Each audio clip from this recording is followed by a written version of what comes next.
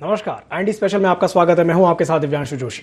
मध्य प्रदेश में होने जा रहे निकाय चुनाव दिन पर दिन दिलचस्प होते जा रहे हैं। कांग्रेस भाजपा के बीच चल रही जीत हार के दावों और बयानों के बीच अन्य सियासी दलों की एंट्री ने भी सियासत को गरमा दिया है।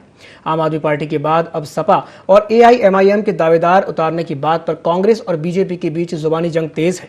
एआईएमआईएम को कांग्रेस ने भाजपा की बी टीम बता दिया है, जिसके बाद एमपी के गृह एवं जेल मंत्री डॉक्टर नरोत्तम मिश्रा ने कांग्रेस पर पलटवार करते हुए कहा कि ये तो कांग्रेस का बहाना है। ओवैसी की पार्टी जाति आधारित पार्टी है, हमें बी टीम की कोई जरूरत नहीं है, हमारी टीम वैसे ही बहुत बड़ी है।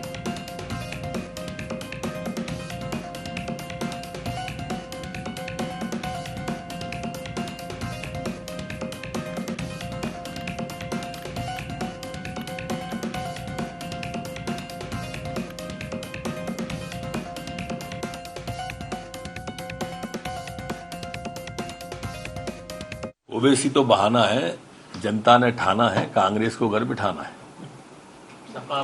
अब ये मैंने पहले यूपी में भी कह दिया था कि सपा साफ है, बसपा माफ है। हम तो यूपी में भी जीत के आए, यहां भी जीत के आ रहे हैं। मैंने तब भी कहा था कि देखो परिणाम के बाद आप हमारी बाइट जरूर लिया करो। स्वागत है उनका, बिल्कुल चुनाव लड़ें, ताकत से लड़ें। हम तो कह रहे हैं ताकत से लड़ें, अच्छी बात है। ये तो राजनीति लोकतंत्र में चुनाव लड़ने का सबको अधिकार है, राष्ट्रीय दल बनाने का भी सबको अधिकार है। कोई भी लड़ सकता है, कोई भी दल बना सकता है, तो वो भी हैं, उनका भी स्वागत है मध्य प्रदेश में। उनको भी पता लग जाएगा कि मध्य प्रदेश क्या है। बीजेपी की बी टीम के रूप में सारे दल कोशिश कर रहे हैं। मध्य प्रदेश में सपा की मदद से जो सरकार बनाने की बीजेपी ने काम किया है, जो एआईएम पूरे देश के अंदर बीजेपी की बी टीम बन के काम कर रही है, स्पष्ट रूप से चाहे कुछ भी कोशिश कर ले, पर इस देश के अंदर जो मूल मुद्दा है नगर निगम नगर पालिका में जो बीजेपी का भ्रष्टाचार इस मध्य प्रदेश के अंदर है, जो मौलिक की सुविधाओं से लोग वंचित है, इसके खिलाफ जनता वोट देगी। और जनता ने मन बना रखा है कि बीजेपी को पूरा उखाड़ने का।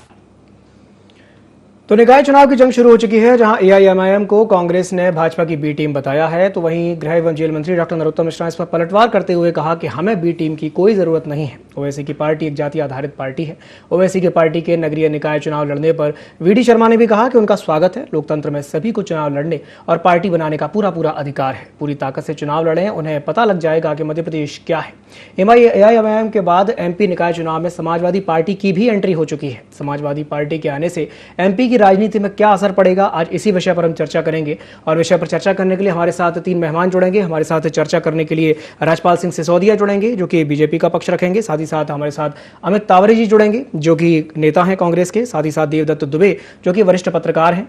और आज इस विषय पर हम चर्चा करने जा रहे हैं, जहां एमपी निकाय चुनाव के लिए समाजवादी पार्टी ने यह फैसला लिया है कि सभी 16 नगर निगम में अपने प्रत्याशी को उतारने का उन्होंने ऐलान कर दिया है। सपा के सभी निकायों के लिए अलग अलग चुनाव प्रभारी उतारने का उन्होंने ऐलान कर दिया है। समाजवादी पार्टी का वोट बैंक ओबीसी मतदाता माने जाते हैं। यूपी में भी पार्टी ने ओबीसी और मुस्लिम वोट बैंक के गठजोड़ से कई बार सत्ता हासिल की थी। ग्वालियर चंबल का इलाका बसपा की राजनीति के लिए काफी मुफीद है। तो और इसी विषय पर अधिक जानकारी के लिए हमारे साथ ब्यूरो चीफ संदीप मिश्रा जुड़ गए हैं। संदीप जी, आपसे जानना चाहेंगे कि इस बार एआईएमआईएम की एंट्री और समाजवादी पार्टी की जो एंट्री हुई है, या यूं कहें कि जो अन्य जो छोटे छोटे दल हैं जिनकी एंट्री मध्य प्रदेश में हो रही है, तो उससे क्या कहा जाए कि जो एमपी का जो चुनाव है वो और अधिक दिलचस्प होने वाला है? बिल्कुल दिव्यांशु, चुनाव दिलचस्प होने जा रहा है, क्योंकि जब और पार्टियां बढ़ रही हैं तो इस बात में कोई शक नहीं है कि अलग अलग जो वर्ग हैं, यहाँ वर्गों के आधार पर जो राजनीति होती है, सियासत देखने को मिलती है, तो थोड़ा सा मुकाबला टफ हो जाएगा। सबसे बड़ी बात यह है कि जिस तरह से अजहरुद्दीन ओवैसी की जो पार्टी आ रही है और जिसको कांग्रेस पार्टी बीजेपी की बी टीम भी करार दे रही है, तो इस बात में कोई शक नहीं कि कांग्रेस का डर दिखता है। क्योंकि अगर सबसे पहले अगर हम बात करें तो जो मुस्लिम वर्ग का वोट है, तो इस बात में कोई शक नहीं कि अगर ओवैसी की पार्टी आती है तो वो वर्ग कहीं न कहीं कटेगा कांग्रेस से, जबकि हमेशा कांग्रेस का ही ये पक्षधर वोटर रहा है, ये वर्ग रहा है। तो इसीलिए कांग्रेस थोड़ा सा यहाँ पर कहीं न कहीं चिंतित है।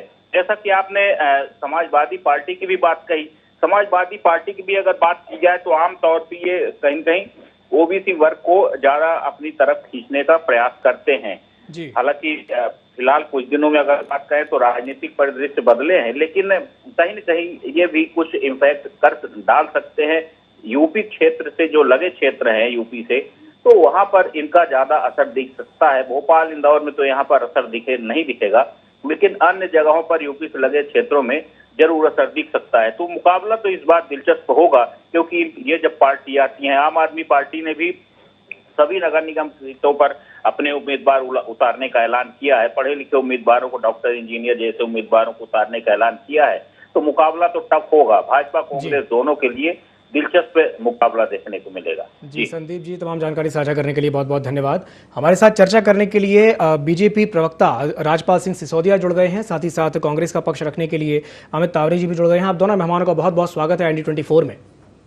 सबसे पहले मैं शुरुआत करना चाहूंगा अमित तावरे जी से। अमित जी, आज गृह एवं जेल मंत्री डॉक्टर नरोत्तम मिश्रा ने एक स्टेटमेंट दिया। उन्होंने ये कहा कि बी टीम की जरूरत नहीं है, कांग्रेस ये सिर्फ बहाना बना रही है, हमारी टीम तो वैसे ही बहुत स्ट्रांग है, बहुत मजबूत है। क्या कहेंगे इस पर?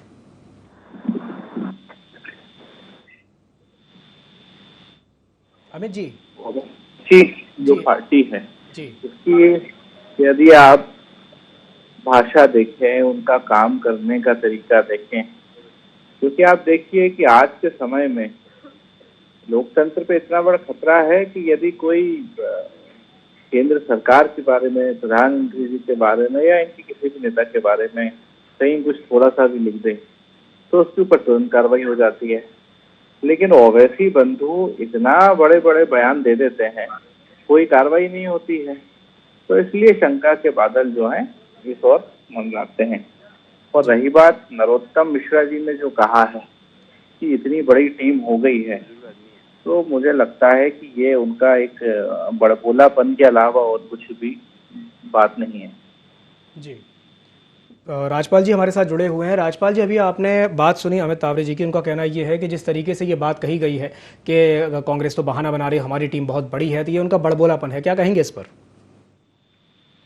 भारतीय जनता पार्टी सदैव से समाज के सभी वर्गों को समरसता के साथ में साथ लेकर जन कल्याणकारी और हितग्राही मूलक योजनाओं के माध्यम से समाज के सभी वर्गों को मुख्य धारा में लाने का प्रयास करती है। और यही हमारा अंत्योदय का जो है संकल्प है, जिस संकल्प को सिद्ध करने के लिए हम लोग सत्ता में हैं। और सरकार के माध्यम से हम कहीं ना कहीं भारतीय जनता पार्टी का जो विचार है, उस विचार को जन जन तक पहुंचाने का काम कर रहे हैं। और ये बात आज अल्पसंख्यक वर्ग के भी पढ़े लिखे लोगों को समझ में आ रही है।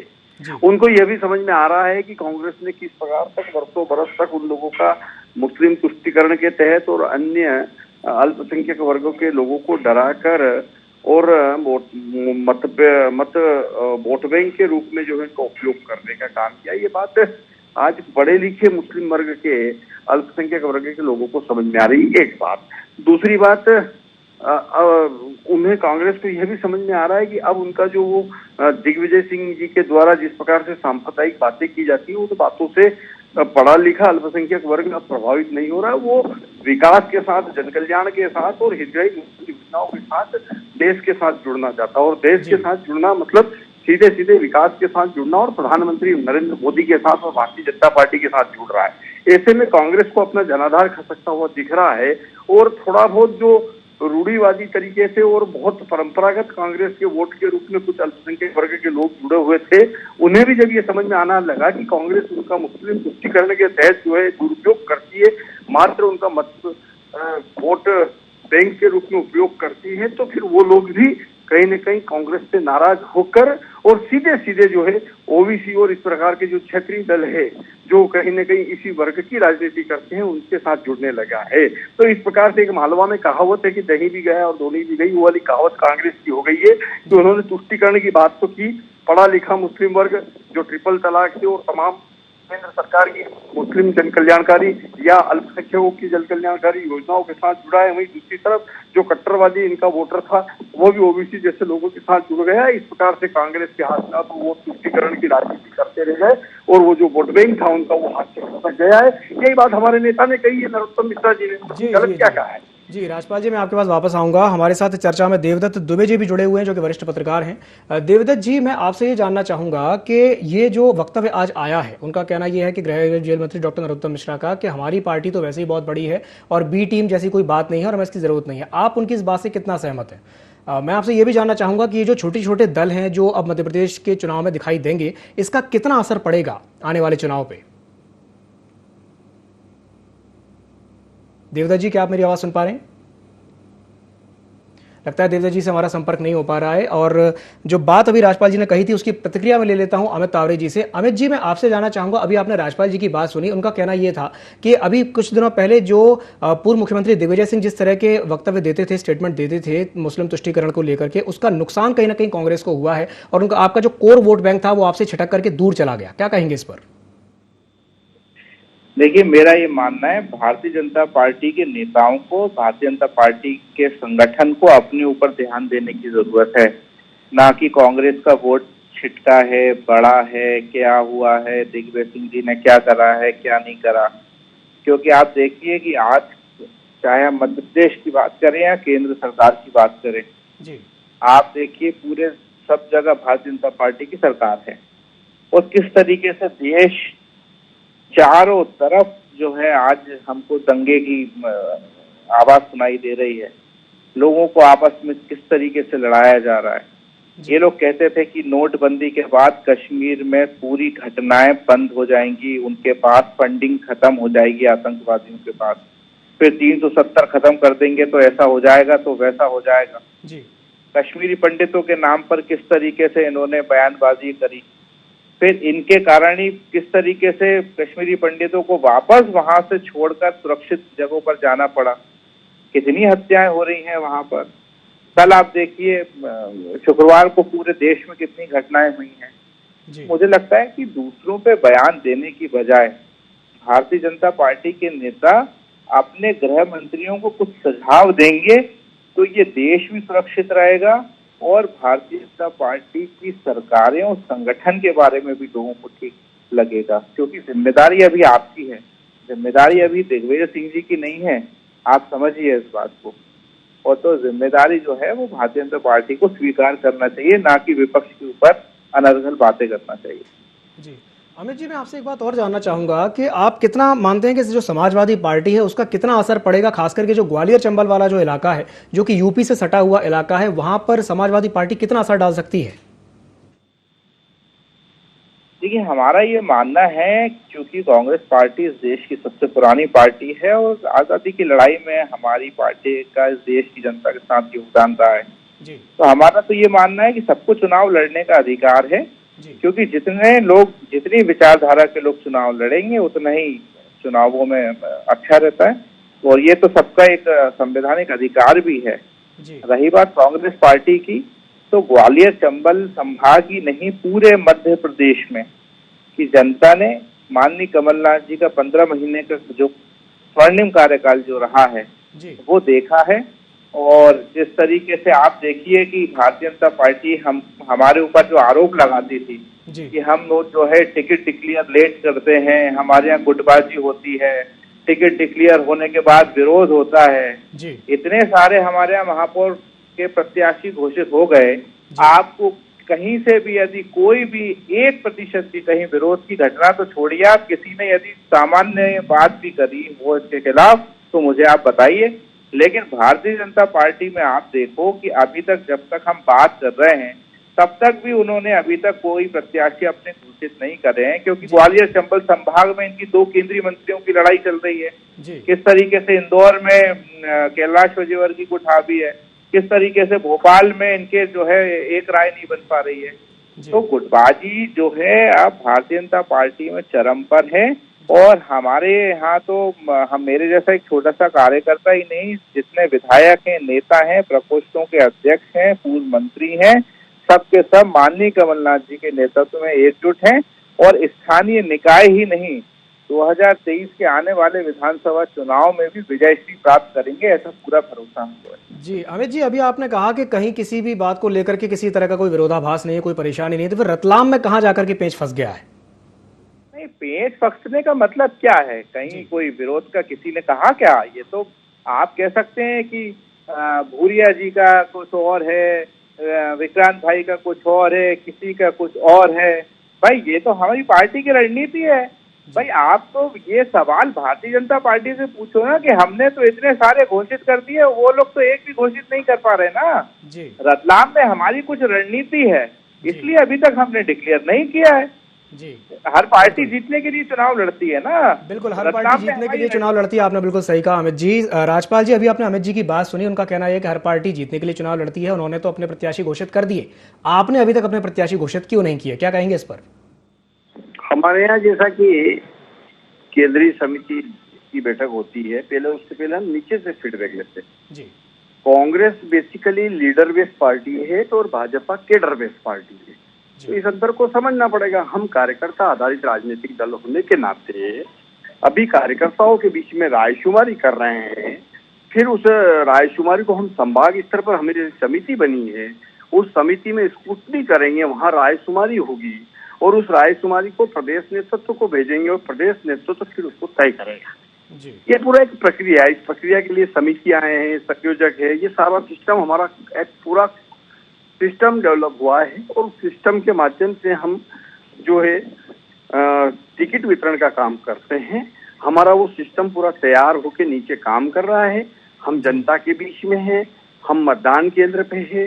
कल हमने बूथ विजय संकल्प अभियान चलाया था, तो हमारा कार्यकर्ता बूथ की विजय का संकल्प ले रहा है और कांग्रेस के अंदर कैंडिडेट पहले तय होगा, फिर वो उसके लोग ढूंढेगा, फिर वो मतदान केंद्र पर उसके लोगों को खड़े करेगा और फिर वो काम करेंगे। और बीजेपी में उल्टा होता है कि पहले मतदान केंद्र तैयार होता है, रायशुमारी होती है, नाम निकलते हैं, वो भी प्रदेश से तय होते हैं। तो ये प्रक्रिया में अंतर है, सिस्टम का अंतर है। जी राजपाल जी, परंतु तो मैं आपका आपके कहना यह है माध्यम कि कहीं ना कहीं प्रक्रिया में अंतर है, बीजेपी की प्रक्रिया अलग है, कांग्रेस की प्रक्रिया अलग है। चर्चा में हमारे साथ देवदत्त दुबे जी भी जुड़े हुए हैं, जो कि वरिष्ठ पत्रकार हैं। देवदत्त जी, मैं आपसे जानना चाहूंगा कि अभी हम ये देख रहे हैं कि मध्य प्रदेश के जो आगामी चुनाव होने वाले हैं, उसमें जो छोटे छोटे दल हैं, AIMIM हो या समाजवादी पार्टी हो या आम आदमी पार्टी हो, इनकी भी अब एंट्री हो गई है और ये भी सीटों पर अपने अपने जो कैंडिडेट्स हैं उनको उतारेंगे। तो मैं आपसे जानना चाहूंगा, आपको क्या लगता है कि ये कितना असर डालेंगे आने वाले चुनाव पर?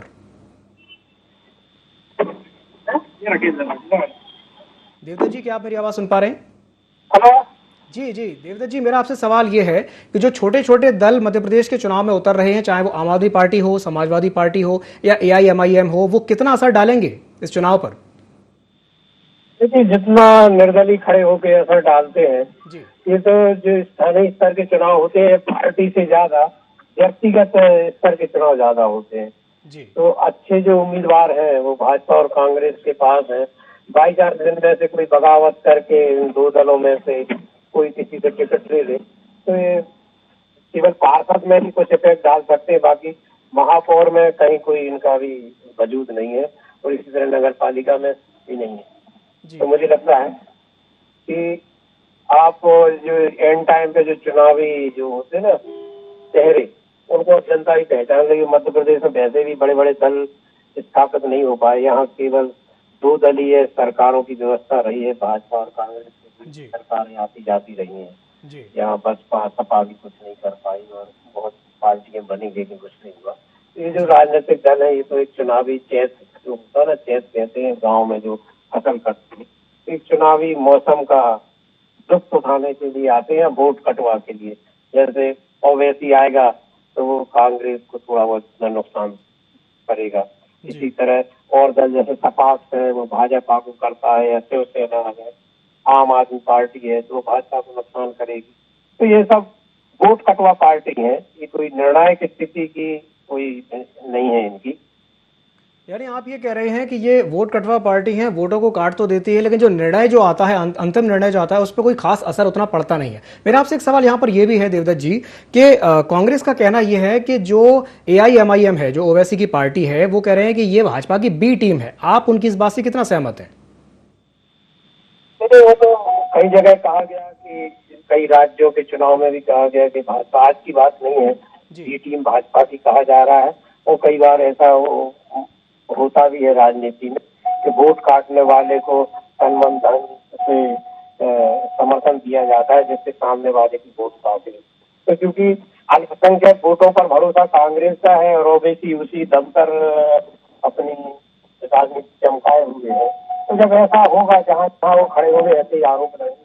अभी पहले जब भाजपा शिवसेना के अच्छे संबंध थे, जब शिवसेना के प्रत्याशी मैदान में उतरते थे तो यही कहा जाता था कि कांग्रेस में भाजपा की ये बी टीम को समर्थन दे। तो ये सब होता है जो विचारधारा का होता है, यदि कोई जब आता है तो बी टीम करार दिया जाता है ताकि कांग्रेस को उसको बी टीम बनाएगी, क्योंकि उससे कांग्रेस का नुकसान ही होना है। तो भाजपा जितना समर्थन करेगी तो यही होना है। जी अमित जी, अभी हमने देवदत्त जी की बात सुनी। उनका कहना ये था कि जो इस तरह की जो पार्टियां आती हैं ये सिर्फ वोट काटने का काम करती हैं, लेकिन जो निर्णायक नतीजे जो आते हैं उस पर इनका इतना असर नहीं पड़ता है। तो आप उनकी इस बात से कितना इत्तेफाक रखते हैं अमित जी? देखिए, देवदत्त भाई बड़े भाई हैं और बहुत पुराने पत्रकार भी हैं, हम सबके मार्गदर्शक भी हैं। ऐसी पार्टियां आप कल्पना करो कि जब आज के समय में जो भारतीय जनता पार्टी का जो धन बल है, बाहुबल है, वो बिल्कुल सबसे चरम पर है जी। और उसके बाद ओवैसी जैसी जो लोग हैं, उनकी जो पार्टियां हैं, इनके पास इतना धन बल, इतना बाहुबल कहाँ से आ जाता है कि वो पश्चिम बंगाल में भी सभी जगह चुनाव लड़ लेते हैं जी। ये लोग उत्तर प्रदेश में भी सभी जगह चुनाव लड़ लेते हैं, बिहार में भी सभी जगह चुनाव लड़ लेते हैं। जो बयान ये लोग समाज में विघटन पैदा करने वाले देते हैं, उसके बाद भी इनके ऊपर कोई कार्रवाई नहीं होती है। तो इन सब ओवरऑल कैलकुलेशन ये है कि कहीं ना कहीं जहां भी ये लोग जाते हैं तो उससे भारतीय जनता पार्टी को फायदा होता है। इसमें तो कोई मतलब सोचने समझने वाली बात ही नहीं है। इसलिए जो ऐसी पार्टियां हैं वो भारतीय जनता पार्टी की बी टीम है। और दूसरा सबसे महत्वपूर्ण बात यह है कि हम तो इन सब चीजों के लिए तैयार हैं, क्योंकि आप देखिए आजादी के बाद से इस देश में जितनी भी पार्टियां बनी हैं वो सबके सब कहीं ना कहीं कांग्रेस को कमजोर करने के उद्देश्य से ही बनी है। आप देखिए आज तक कोई भी पार्टी ऐसी नहीं बनी है जो भारतीय जनता पार्टी के नुकसान करने के लिए बनी हो, लेकिन उसके बाद भी हमारी पार्टी ने इस देश के लिए जो जनसेवा का कार्य किया है, चाहे आजादी के बाद की बात करें, आजादी के पहले की बात करें, जनता ने हमको हमेशा सेवा करने का मौका दिया है। तो कोई बात नहीं है। ऐसे ओवैसी जैसे पहले भी कई लोग आए हैं, आगे भी कई आएंगे, कोई दिक्कत वाली बात नहीं है। लोकतंत्र में जनता जनार्दन होती है और जनता का हर निर्णय जो है वो शिरोधार्य होना चाहिए। बिल्कुल, जनता का जो हर निर्णय है वो शिरोधार्य होना चाहिए। हमारे साथ चर्चा में राजपाल जी भी जुड़े हुए हैं। राजपाल जी, अभी आपने अमित जी की बात सुनी, उन्होंने दो बातें कही हैं। पहली बात तो ये कि आप हर जगह जाते हैं, चुनाव लड़ लेते हैं धन बल और बाहुबल के दम पर, और दूसरी बात जो उन्होंने ये कही है कि जिस तरीके से बीजेपी कहें या जो जितनी भी अन्य पार्टियां हैं उनका जो उदय हुआ वो कांग्रेस को परेशान करने के लिए हुआ, लेकिन उसके बाद भी कांग्रेस जो लगातार इतने साल से जनसेवा कर रही है। क्या कहेंगे इस पर राजपाल जी? देखिए, जब आप किसी का लंबे समय तक लगातार तुष्टीकरण के तहत अपना कोर वोट मानते हुए, वोट बैंकिंग मानते हुए उनका शोषण करने का काम करें, तो समाज में मुख्य धारा में नहीं लाएंगे तो फिर वो आपसे छिटक के दूर जाएंगे। और छिटक के दूर जाएंगे तो जब वो भारतीय जनता पार्टी से सहमत नहीं होंगे तो, और कांग्रेस से छिटक के दूर जाएंगे तो निश्चित तौर पे वो अपना नया दल बनाएंगे और नया दल बनाएंगे। और चूंकि वो आपसे छिटक के जाएंगे इसलिए वो आपको नुकसान करते हैं। इसलिए आपको लगता है कि भाई ये जितने भी दल बने ये आपको नुकसान करने के लिए बने, परंतु वास्तविक में तो यह है कि कांग्रेस से ही छिटक के, कांग्रेस से ही टूट के जो लोग नए दल बनाते हैं या फिर क्षेत्रीय दलों के रूप में उभर के आते हैं, तो क्यों इनसे लोग छिटक के जाते हैं, इस विषय पे बात करना चाहिए। तो ध्यान में ये बात आती है कि कांग्रेस के पास, जो कि कांग्रेस का मूल आधार है नेतृत्व वाला, लीडर बेस्ड पार्टी कांग्रेस, तो लीडर नहीं बचा कांग्रेस के पास। इस सोनिया गांधी, राहुल गांधी के नेतृत्व में कांग्रेस के अंदर जो दमदार लोग हैं, यूथ है जो अपना भविष्य ढूंढ रहे हैं, उनको भरोसा नहीं है नेतृत्व पे, इसलिए इनको छोड़ के जा रहे। कुछ लोग दमदार है वो नए दल बना रहे हैं, कुछ लोग अन्य दलों में मर्ज हो रहे हैं। एक बात, दूसरी बात, फिर राजनीतिक दल को एक नीति के साथ काम करना पड़ता है। तो कांग्रेस की कोई नीति नहीं बची। गरीबी हटाने की बात कही इन्होंने कि गरीबी हटाएंगे, और गरीबी किसकी हटी? तो गरीबी नेताओं की हटी। जनता की गरीबी इनने हटाई ही नहीं। और ईडी के छापे किस पे पड़े? कांग्रेस के नेताओं पे पड़े। इतने बेशर्म है कांग्रेस के नेता कि ईडी जब समन्स करती है तो राहुल गांधी ये कहते हैं कि हम रैली निकाल कर और ईडी के कार्यालय जाएंगे। अरे भाई, तुम अपराधी हो, तुम भ्रष्टाचार में जो है जमानत पे हो, तुमको ईडी पूछताछ के लिए बुला रहा है और तुम रैली निकाल के जाने का काम कर रहे हो। तो जब नेता इस प्रकार के सोच विहीन, नीति विहीन, नेतृत्व विहीन हो जाते हैं, पार्टियां रसाताल में जाती है। राजपाल जी, आप ये कहना चाहते हैं कि कांग्रेस के पास ना नेता है, ना नीति है, ना नियत है। अमित जी, राजपाल जी कह रहे हैं कि आपके पास ना नेता है, ना नीति है, ना नियत है। क्या कहेंगे इस पर? राजपाल भाई बहुत अच्छे प्रवक्ता हैं। हालांकि इस मुद्दे पर मैं जाना नहीं चाहता था, लेकिन अब उन्होंने बात छेड़ी है तो थोड़ा धैर्य रख के मेरी बात सुन लें जी। बहुत बड़ी बात करी उन्होंने भारतीय जनता पार्टी में, कैडर बेस है, ऐसा है वैसा है। भारतीय जनता पार्टी मूल रूप से स्वार्थियों की पार्टी है। 2-3 साल पहले इनके नेता जो एक नारा देते थे कि माफ करो महाराज, हमारे नेता शिवराज, आज वो सारे नेता कार्यकर्ता महाराज के स्वागत में दरिया उठा रहे हैं। ये होता है इनका ओरिजिनल स्वार्थी चेहरा। कहाँ गया इनका कैडर? कहाँ गए जयंत मलैया? कहाँ गए डॉक्टर गौरीशंकर शेजवार? कहाँ गए वो लोग जिन्होंने अपने खून पसीने से जो है वो भारतीय जनता पार्टी को खड़ा किया था जी। दूसरी पार्टियों से आए हुए नेता सीधे बगैर चुनाव लड़े भी मंत्री बन जाते हैं, लेकिन राजपाल सिसोदिया जैसे मेरे भाई जो कि भारतीय जनता पार्टी में कई वर्षों से काम कर रहे हैं, वो कभी मंत्री नहीं बन पाते हैं। तो सत्ता के लिए किसी भी हद तक गिरने वाली पार्टी है भारतीय जनता पार्टी।